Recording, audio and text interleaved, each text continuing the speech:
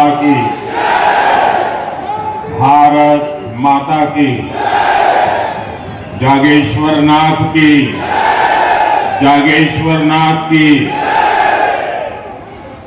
सभी जनों को हमारी तरफ से राम राम पहुंचे। दमोह में एक तरफ जैन तीर्थ कुंडलपुर और जागेश्वर धाम है, वहीं दूसरी तरफ ये आला उदल की शौर्य भूमि भी है। ये नारी शक्ति की प्रेरणा रानी दुर्गावती और अवंतीबाई की भी कर्मस्थली रही। इस पावन धरा पर आप सभी मेरे परिवारजन और आप सभी मेरे परिवारजनों का दर्शन प्राप्त करना, इससे बड़ी और खुशी जिंदगी में क्या हो सकती है। यहां आपका इतनी बड़ी संख्या में आना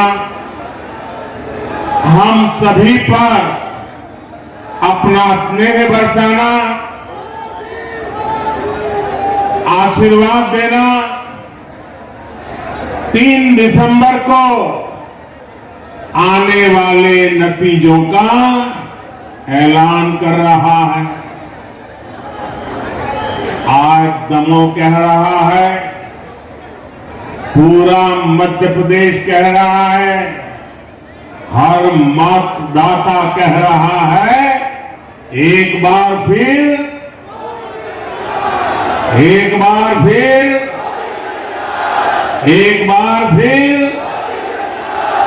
मेरे परिवारजनों, आप सभी के आशीर्वाद से पूरे विश्व में आज भारत का परचम लहरा रहा है। लहरा रहा है ना? लहरा रहा है ना? पूरे विश्व में भारत का परचम लहरा रहा है ना? आपको गर्व हो रहा है? आपको गर्व हो रहा है? आज जमीन से लेकर अंतरिक्ष तक भारत का गौरवगान हो रहा है।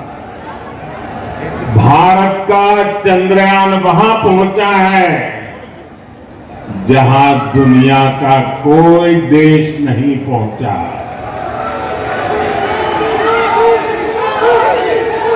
भारत में हुए G20 सम्मेलन की प्रशंसा पूरे विश्व में हो रही है। भारत के युवा बेटिए बेटियों खेल के मैदान में आज नए नए रिकॉर्ड बनाते जा रहे हैं। भारत की एक गाथा, बुंदेले हर बोलो, भारत की एक गाथा, बुंदेले हर बोलो, ये हम बचपन से सुनते थे।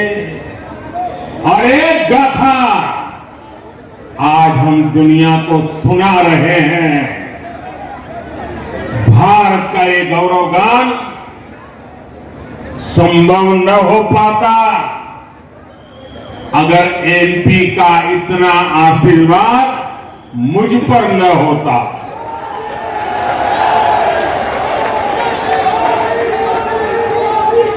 ये आपका स्नेह, आपका प्यार, और इसी के कारण गांव के लोग हो या शहर के लोग हो, पढ़े लिखे लोग हो या अनपढ़ लोग हो, पुरुष हो या स्त्री हो, लोग यही कहते हैं, एमपी के मन में,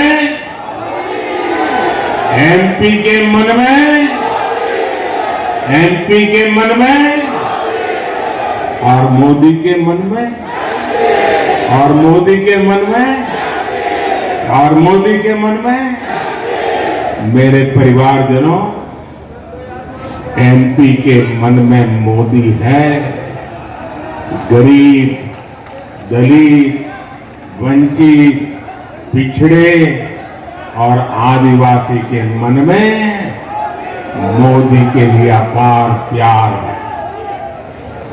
क्योंकि मोदी कुछ नहीं है, सिर्फ और सिर्फ आपका सेवक है। आपका जीवन बेहतर हो, आपके जीवन से मुश्किलें कम हो, यही मेरी प्राथमिकता है।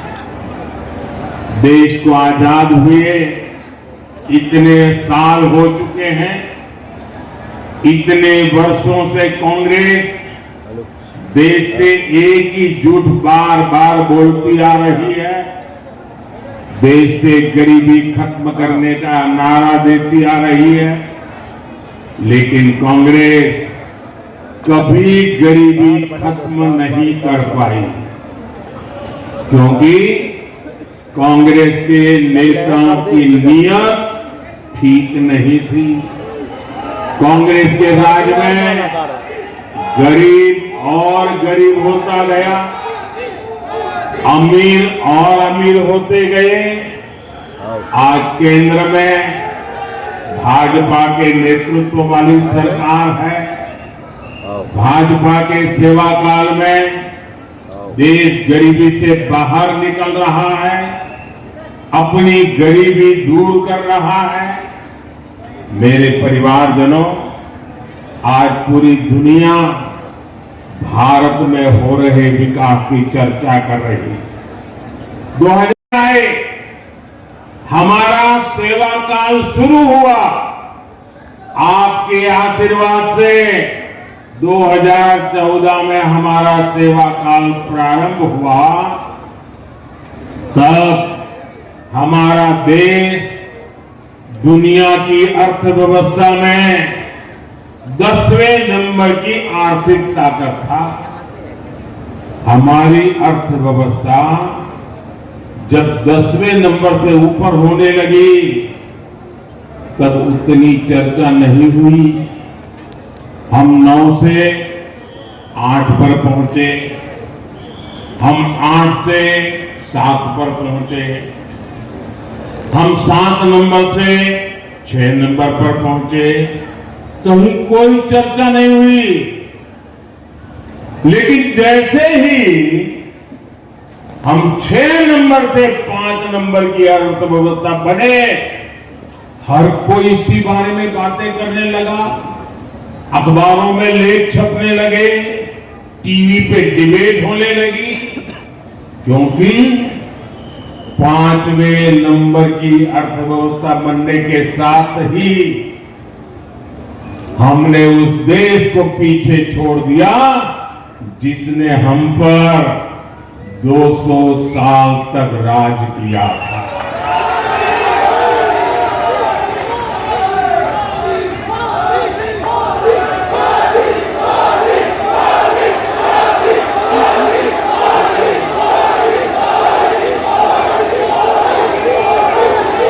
सेवा भाव से गारंटी है, लिख लीजिए।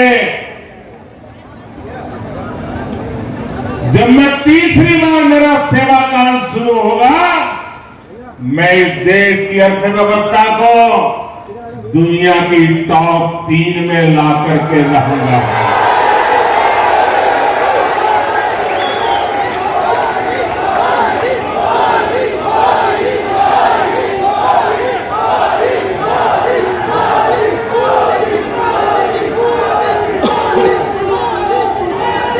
हमारी गारंटी खजाने लुटाने की नहीं होती है, हमारी गारंटी देश को आन बान शान के साथ आगे ले जाने की होती है। हमारी गारंटी वोट बटोरने की नहीं होती है, हमारी गारंटी मेरे देशवासियों का सामर्थ्य बढ़ाने की होती है। साथियों, जब किसी देश का आर्थिक सामर्थ्य बढ़ता है तो उसके नागरिकों का सामर्थ्य बढ़ता है, उसके नागरिकों की कमाई बढ़ता का ये समय कांग्रेस से सबसे ज्यादा सावधान रहने का है। कांग्रेस वो पार्टी है जो गरीबों के हक का पैसा छीन लेती है। कांग्रेस वो पार्टी है जो हजारों करोड़ रुपए के घोटाले करती है। कांग्रेस वो पार्टी है जो एक समाज को दूसरे से लड़ाकर कुर्सी कब्जा करने का खेल खेलती है। कांग्रेस के लिए देश का विकास जरूरी नहीं, राज्य का विकास जरूरी नहीं। कांग्रेस के लिए सिर्फ अपना स्वार्थ ही जरूरी है। और कांग्रेस का हाल देखिए, 2014 तक जब देश में उनको 10 साल लोगों ने मौका दिया था, आपको पता ही नहीं होगा देश के प्रधानमंत्री क्या कर रहे हैं, क्या बोल रहे हैं, क्या काम। क्यों? क्योंकि वो उनको कोई काम करना ही नहीं था, रिमोट से चल रहा था, सब रिमोट से। लेकिन ये कांग्रेस की रिमोट की आदत नहीं जा रही है। उस समय प्रधानमंत्री रिमोट से चलते थे, इन दिनों कांग्रेस के अध्यक्ष रिमोट से चल रहे हैं। कांग्रेस के अध्यक्ष सीनियर मोस्ट लोगों में से एक है, मेरे अच्छे मित्र भी हैं, लेकिन आज उनका हाल ऐसा कर दिया है कि वो कुछ कर नहीं पाते, नाम मात्र के रख दिए हैं उनको। लेकिन मैं कभी कभी देखता हूं कि हमारे कांग्रेस अध्यक्ष जी खुद के मूड में आ जाते हैं। कभी ये रिमोट का अगर चार्जिंग खत्म हो गया हो या कनेक्टिविटी टूट गई हो तो उनके मुंह से कुछ अच्छी बातें निकल जाती हैं। मैंने कहीं पढ़ा, कल उन्होंने पांडवों को याद किया था।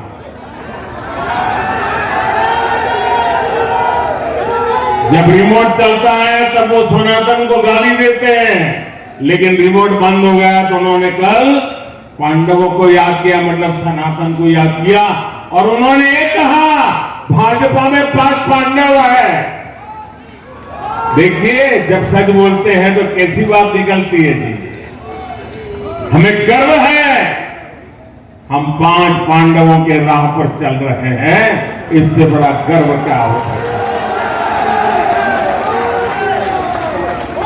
साथियों, आप कल्पना कर सकते हैं, गरीबों का पैसा लूटने के लिए कांग्रेस ने एक खास मशीन बनाई थी। आपको पता है, कांग्रेस ने एक खास मशीन बनाई थी।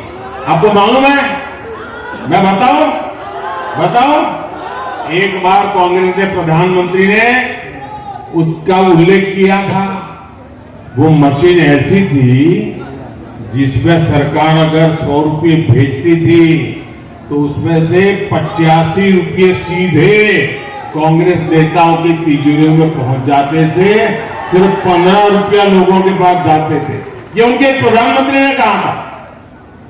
2014 में जब हमारी सरकार बनी तो मैंने कहा था कि ऐसे तो कभी मैं चलने नहीं दूंगा। तो मैंने सबसे पहले कांग्रेस की इस भ्रष्ट मशीन के सारे टायर पंचर कर दिए। हमने आधार, मोबाइल और बैंक खातों की ऐसी त्रिशक्ति बनाई कि कांग्रेस की भ्रष्ट मशीन टिक ही नहीं पाई। और फिर देशवासियों को आज की तारीख भी याद है जब भ्रष्टाचारियों पर बहुत बड़ी कार्रवाई हुई थी। जो लोग नोटे के गद्दों पर सोते थे उनकी नींद उड़ गई थी और देश का गरीब भ्रष्टाचारियों पर कार्रवाई होते देख मोदी का जय जयकार कर रहा था।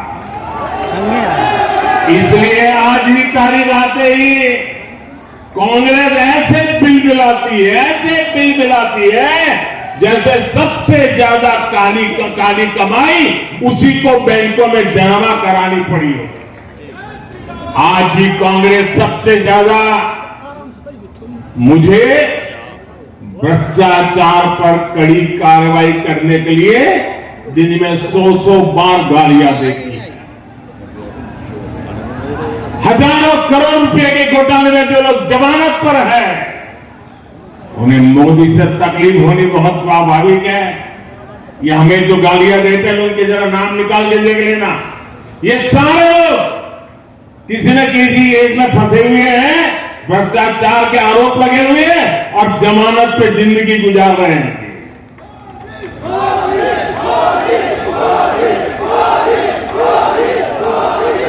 लेकिन ये लोग चाहे जो मुझे कितनी ही गालियां दे, भ्रष्टाचारियों पर कार्रवाई नहीं रुकेगी। चाहिए जो लूटा है वो लौटा। मुझे यही आशीर्वाद मेरी ताकत है। मैं भ्रष्टाचार के खिलाफ लड़ाई लड़ने के लिए ही आपने मुझे इस सेवा के लिए जन्म दिया है। साथियों, आज मजाल है कि केंद्र सरकार गरीबों के लिए पैसा भेजे और कोई पंजा बीच में से उसको लूट जाए, वो जमाना चला गया। इसी साल मध्य प्रदेश के लोगों को केंद्र सरकार ने हजारों करोड़ रुपए सीधे उनके बैंक खातों में भेजे। इसमें से एक भी पैसा कोई पंजा लूट नहीं पाया है। जानते हैं क्यों? क्योंकि वो यहां सरकार में नहीं है। अगर गलती से भी कांग्रेस मध्य प्रदेश सरकार में आ गई तो हर काम में 85% कमीशन तय है। ये उनके एक प्रधानमंत्री 85% तय करके गए। फिर न यहां विकास होगा और न ही कोई काम होगा। कांग्रेस फिर से मध्य प्रदेश को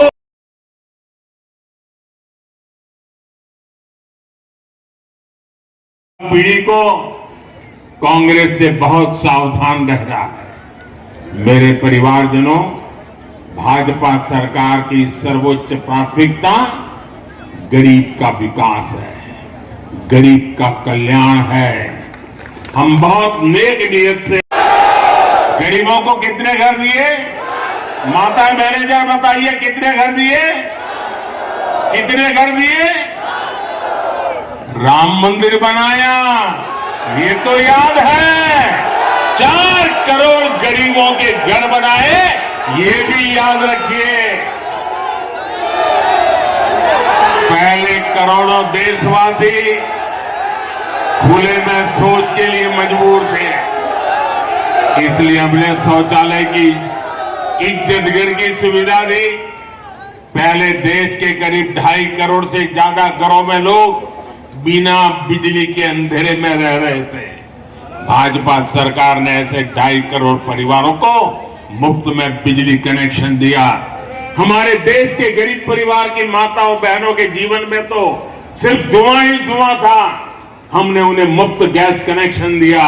महंगे इलाज के कारण गरीब और गरीब हो रहा था, इसलिए भाजपा ने गरीबों को 5 लाख तक के मुफ्त इलाज की सुविधा दी। जब कोरोना इतना बड़ा संख्या, जरा हाथ ऊपर करके बताइए, लगा था कि नहीं लगा था? क्या आपको 1 रुपया देना पड़ा था? क्या कोई पैसा देना पड़ा था? क्या या आपका बेटा अपनी जिंदगी बचाने के लिए दिन रात मेहनत करता था कि नहीं करता था?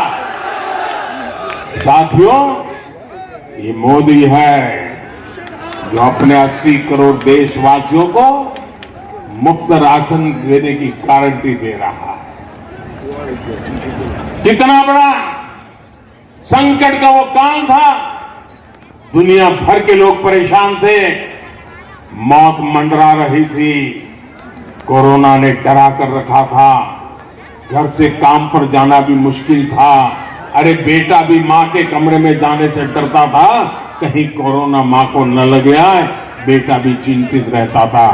बहुत दिन थे, तब आपका आपका बेटा दिल्ली में बैठे बैठे दिन रात आपकी चिंता करता था और इसलिए मैंने तय किया था संकट कितना भी भयंकर क्यों ना जाए, मैं गरीब के घर का चूल्हा बुझने नहीं दूंगा।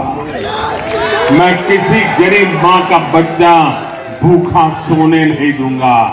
मैं किसी के घर में भूख की आवाज सुनाई दे वो दिन हिंदुस्तान में आने नहीं दूंगा। और इसलिए 80 करोड़ लोगों को अन्न मुफ्त में देने का काम शुरू किया।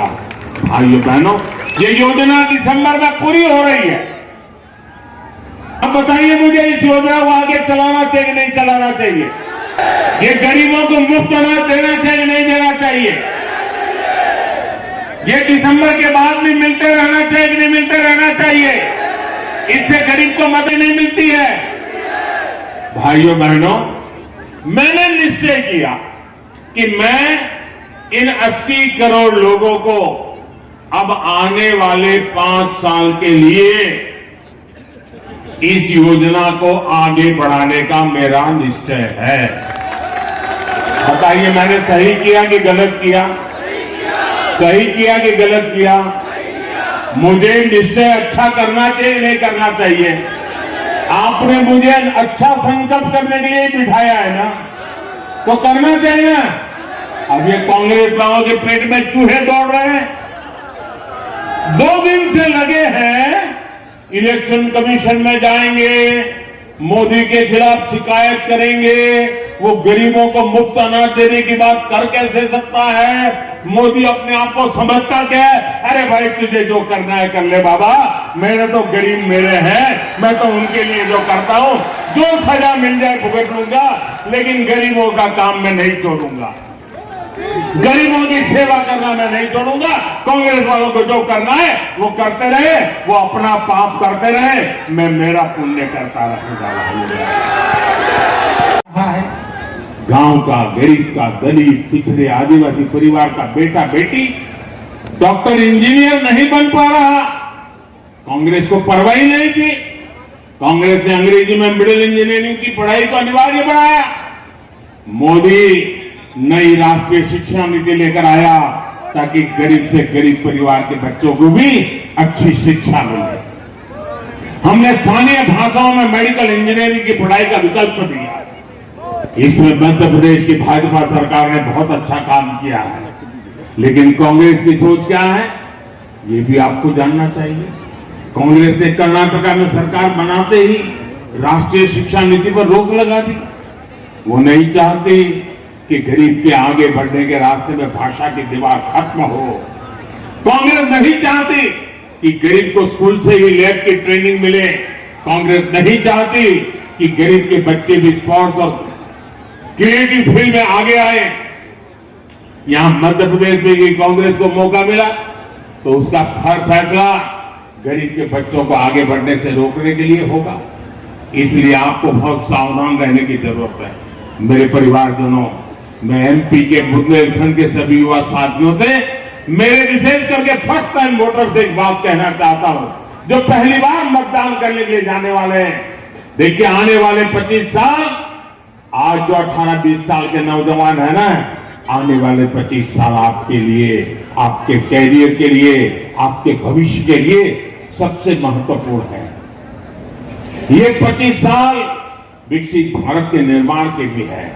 आपके माता पिता को कांग्रेस ने जो कठिनाइयां दी, जिन मुसीबतों में आपके माता पिता को जीना पड़े, मैं नहीं चाहता हूं कि आपको उन मुसीबतों से जीना पड़े। आपको अच्छी जिंदगी कैसे मिले, दिन रात मेहनत करके मैं आपकी जिंदगी को मुसीबतों से मुक्त कराना चाहता हूं। लेकिन भाइयों बहनों, मेरे नौजवान, आप जरूर सतर्क रहना, क्योंकि ये कांग्रेस वाले ऐसे ऐसे खेल करते रहते। उनको झूठ करना, झूठ बोलना कोई मुश्किल काम नहीं है। इस क्षेत्र में कांग्रेस को करीब 60 साल मौका दिया था, 60 साल, फिर भी बुंदेलखंड को कांग्रेस ने सिर्फ सूखा दिया, पलायन दिया। अब भी कांग्रेस के पास वही लोग हैं जो पिछले 40-50 साल से राजनीति कर रहे हैं। उनके ही कारनामों और करतूतों के कारण एमपी बेहाल था। और जहां मौका मिल भी रहा है, वहां कांग्रेस ने कर क्या लिया? छत्तीसगढ़ में सट्टेबाजी है और राजस्थान में काले कारनामों की लाल डायरी है। सट्टा, सरकार मुख्यमंत्री के कमरा और सट्टा, और सट्टेबाज कह रहा है मैंने मुख्यमंत्री को 500 करोड़ रुपया दिया है। क्या आप मध्य प्रदेश को ऐसा हाल करना चाहते हैं क्या? ऐसी बर्बादी चाहते हैं क्या? कांग्रेस का मतलब ही है बर्बादी की गारंटी भाइयों। वहां की 45 लाख लोगों को पीने के पानी की सुविधा भी मिलेगी। बुंदेलखंड के अनेक जिलों में अटल भूजल योजना के तहत भी पानी का स्तर बढ़ाने का काम चल रहा है। बुंदेलखंड में 550 से ज्यादा अमृत सरोवर भी बनाए गए हैं। मैंने बुंदेलखंड की माताओं बहनों को उनके घर तक पाइप से पानी पहुंचाने की भी गारंटी दी है। बुंदेलखंड के 60 लाख से ज्यादा घरों में नल से जल की सुविधा मिल चुकी है। 3 दिसंबर को फिर भाजपा सरकार बनने के बाद इस काम को और तेज किया जाएगा। मेरे परिवारजनों, ये चुनाव सिर्फ विधायक चुनने के लिए नहीं है, ये चुनाव मध्य प्रदेश के विकास को नई दिशा देने के लिए है। खेती के क्षेत्र में मध्य प्रदेश ने अद्भुत प्रगति की है। बिना रिफाइनरी आने वाले समय में इस क्षेत्र में उद्योगों की बल देने वाली एक बहुत बड़ी शक्ति के रूप में बढ़े। सतधरु परियोजना ने इस क्षेत्र में अलग अलग इंफ्रास्ट्रक्चर को बल मिला है। अब हमें एमपी को देश के टॉप 5 औद्योगिक राज्यों में मुझे उस स्थान पर पहुंचाना है, ताकि हमारे नौजवानों को यहीं पर अधिक से अधिक रोजगार मिले। ये तभी संभव है जब यहां ज्यादा से ज्यादा निवेश आएगा। ये तभी संभव है जब यहां पूर्ण बहुमत की भाजपा की डबल इंजन की सरकार फिर बनेगी। अगर यहां कदम कदम पर मोदी के काम को रोकने वाली सरकार होगी तो इससे एमपी पिछड़ जाएगा। इसलिए दमोह सहित पूरे बुंदेलखंड की हर सीट, हर बूथ पर कमल का, और हमें कमल को हर बूथ का काम करोगे। है क्यों आवाज देरी हो गई? ये मेरा काम करोगे क्या? ये मेरा काम है, पर्सनल। करोगे? जरा हाथ ऊपर करके बताइए, करोगे? जरा पीछे आरवा, सबने हाथ ऊपर किया, पक्का करोगे? अच्छा, एक काम करना, जब भी आप गांव में जाए, लोगों को मिलने जाए, जो भी मिले, जिससे भी आप मिले, उनसे कहिए कि मोदी जी नमो आए थे और मोदी जी ने आपको प्रणाम भेजा है। मेरा प्रणाम पहुंचा देंगे, घर घर पहुंचा देंगे। हर बुजुर्ग को मेरे प्रणाम पहुंचेंगे, हर माता बहन को मेरा प्रणाम पहुंचेगा, हर नौजवान को मेरी याद पहुंचेगी। मेरे साथियों, जब उनको मेरा प्रणाम पहुंचता है ना, तो मन से वो मुझे आशीर्वाद देते हैं और उनके आशीर्वाद मेरी इतनी बड़ी ताकत होती, इतनी बड़ी ताकत होती है तो मुझे देश के लिए 24 घंटे काम करने की हिम्मत आ जाती है। इसलिए हर परिवार को मेरा प्रणाम पहुंचा देना। मेरे साथ बोलिए भारत माता की, भारत माता की, भारत माता की। बहुत बहुत धन्यवाद।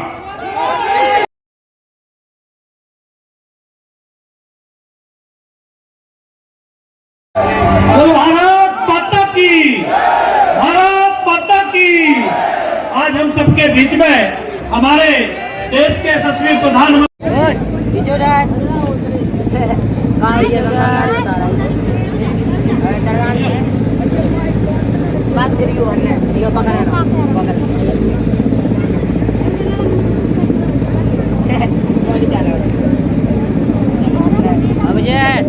एक संगे 3 चालू हो जाती है।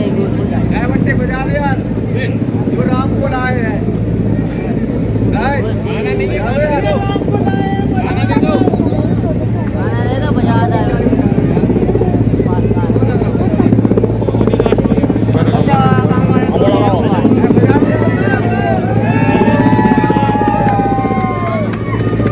एकदम देखिए अपना जी हेलीकॉप्टर यहाँ से घूमो जी, घूमो पूरा। अरे हमें कनाल सर हेलो।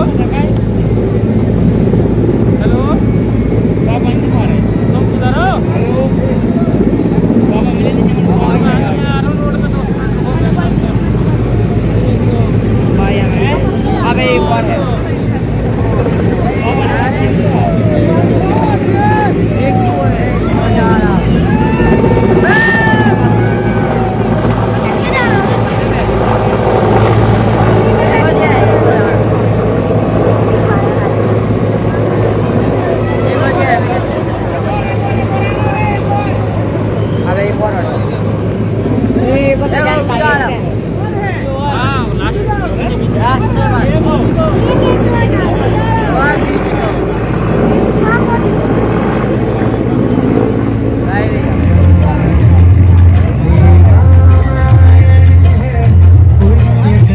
सभी लोग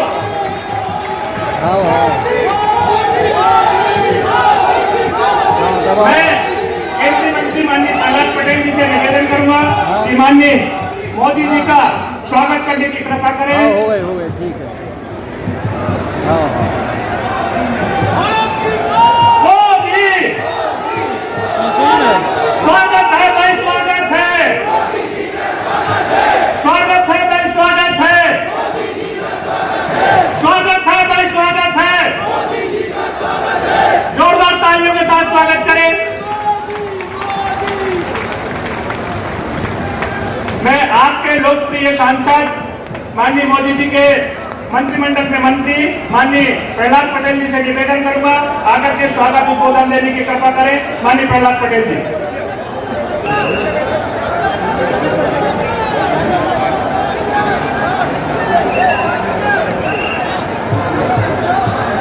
रानी दमयंती की धरती पर भगवान जागेश्वर नाथ और कुंडलपुर के बड़े बाबा और रुक्मणी देवी के इस पवित्र स्थल पर मैं देश के यशस्वी प्रधानमंत्री और दुनिया के सबसे लोकप्रिय नेता आदरणीय नरेंद्र मोदी जी का मैं मंच की तरफ से और सामने बैठे हुए सभी की तरफ से हृदय से स्वागत और अभिनंदन करता हूं और आप सबसे यही प्रार्थना करता हूं कि आज हम सब आदरणीय प्रधानमंत्री जी को सुनने के लिए आए। 32 साल बाद कोई प्रधानमंत्री दमोह की धरती पर आए और वो ऐसे प्रधानमंत्री हैं कि मेरे दूसरे कार्यकाल के समापन के पूर्व उनका आगमन हम दमोह वासियों के लिए गर्व की बात है, हमारे लिए बेहद उत्साह की बात है। ये दमोह की धरती 1842 की क्रांति का केंद्र रहा है, जहां पर अंग्रेज 2 बार हारे। ये दमोह की धरती फसिया नाले की उस क्रांति का भी प्रतीक है, जहां पर 6 महीने के बच्चे को भी बलिदान की श्रृंखला में खड़ा किया गया था। हम साहित्यिक और आध्यात्मिक दृष्टि से जितने मजबूत थे, 300 साल पहले संत जुड़ीराम जैसे निर्गुण संत उनका यहाँ पर रहना और अखबार समाज की वो विभूति, उनके मुकाबले आज भी कोई निर्गुण कभी देश में नहीं हुआ। रमा मिस्त्री जैसे साहित्यकार इस धरती पर पौने 200 वर्ष पहले पैदा हुए। आज भी वो साहित्य की परंपरा यहाँ की हमारी जीत है। मैं एक बात जरूर कहूंगा और मैं आप सबसे प्रार्थना करूंगा कि बुंदेलखंड पानी की कमी के कारण जाना जाता था। आपके आशीर्वाद से जल जीवन मिशन ने यहाँ 70% की सफलता अर्जित की है। मैं चाहता हूँ दमोह वासियों को तालियां बजाकर हम सब आदरणीय प्रधानमंत्री का हृदय से अभिनंदन और स्वागत करें। और मुझे लगता है कि आज हम सब गर्व के साथ आदरणीय प्रधानमंत्री जी को सुनना चाहते हैं। मैं व्यक्तिगत तौर पर भी आज अभिभूत हूँ कि मेरे इस कार्यकाल में आपका पदार्पण दमोह की धरती पर हुआ है। आज तक कोई भी ऐसे अवसरों पर इस जिले में नहीं आया। आप पधारे। मैं अपनी तरफ से, मेरे दमोह लोकसभा क्षेत्र की तरफ से हमारे सभी उम्मीदवार और मध्य प्रदेश सरकार के हमारे माननीय मंत्री और हमारे केंद्रीय मंत्री सहयोगी डॉक्टर